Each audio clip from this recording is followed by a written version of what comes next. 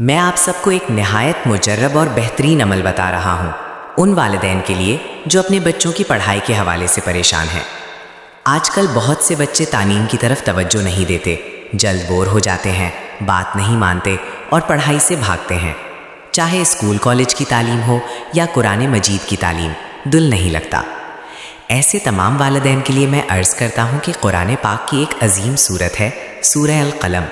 یہ 29ویں پارے کی سورت ہے جس میں اللہ تعالیٰ نے قلم کی قسم کھائی ہے۔ اس سورت میں بڑی تاثیر رکھی گئی ہے۔ آپ روزانہ 1 مرتبہ سورہ القلم پڑھ کر پانی پر دم کریں اور وہ پانی اپنے بچوں کو پلا دیں۔ اسی طرح تھوڑے سے تیل پر دم کر کے بچوں کے سر کی ہلکی مالش کریں۔ یہ عمل مسلسل 11 دن تک کریں۔ انشاءاللہ آپ خود دیکھیں گے کہ بچوں کے مزاج میں تبدیلی آئے گی، پڑھائی کی طرف توجہ بڑھے گی، نافرمانی کم ہوگی، حافظہ مضبوط ہوگا اور امتحان میں بھی کامیابی نصیب ہوگی۔ اللہ تعالی ہم سب کی اولاد کو نیک، فرمانبردار اور علم نافع حاصل کرنے والا بنائے۔ آمین۔